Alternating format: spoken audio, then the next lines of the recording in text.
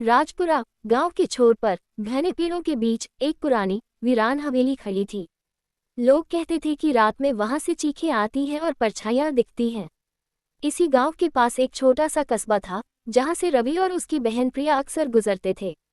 रवि, एक युवा फोटोग्राफर, हमेशा ऐसी कहानियों और जगहों की तलाश में रहता था जो अनूठी हों। एक शाम अपनी पुरानी जीप में वापस लौटते हुए उनकी गाड़ी खराब हो गई। रात होने लगी थी और मदद के लिए कोई नहीं था। तभी रवि की नज़र उस वीरान हवेली पर पड़ी। प्रिया, यहीं रुकते हैं, सुबह तक गाड़ी ठीक हो जाएगी, उसने कहा।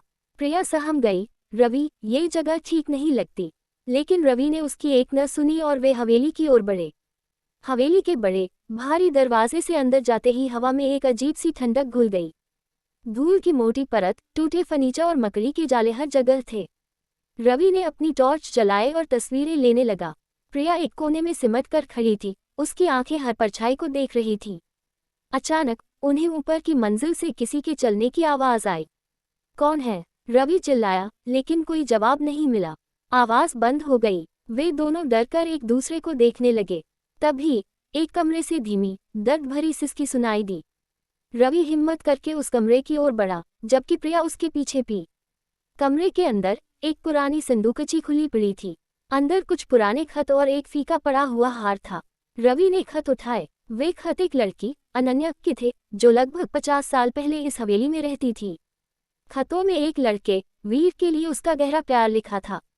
वे दोनों शादी करना चाहते थे, लेकिन अनन्या के पिता इसके खिलाफ थे। आखिरी खत में अनन्या ने लिखा था, अगर तुम मुझे पाने के लिए नहीं आ सकते तो मैं खुद जल कर आऊंगी, चाहे जो भी हो। खत वही खत्म हो गया था। रवि और प्रिया को एहसास हुआ कि वे किसी सामान्य भूत से नहीं, बल्कि एक बिछड़ी हुई आत्मा से मिले हैं। अचानक कमरे का दरवाजा जोर से बंद हो गया और टॉर्च की रोशनी टिमटिमाने लगी। हवा में एक औरत की धीमी आवाज गूंजने लगी, वीर, तुम कहाँ हो? प्रिया डर के मारे चीख पड़ी।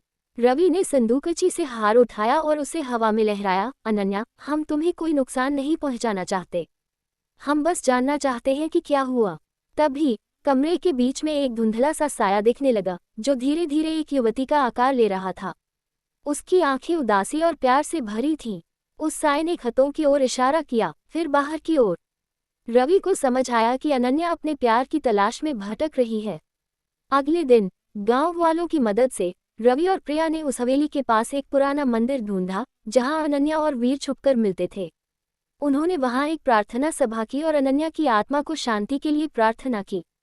रात में जब वे हवेली के पास थे तो उन्हें हवा में एक हल्की सी मुस्कान और एक ठंडी, शांत हवा महसूस हुई। उस रात हवेली से कोई आवाज नहीं आई। अगली सुबह जब रवि और प्रिया वहां से निकले तो हवेली पहले से ज्यादा शांत लग रही थी। उन्हें पता था कि अनन्या को शांति मिल गई थी। ये कहानी सिर्फ एक भूत की नहीं, बल्कि एक अधूरी मोहब्बत की थी, जो अंत में जाकर पूरी हुई। रवि ने अपनी डायरी में लिखा, कुछ कहानियां सिर्फ डरने के लिए नहीं होती, बल्कि समझने और सुकून देने के लिए होती हैं। ये हवेली अब सिर्फ एक वीरान जगह नहीं, बल्कि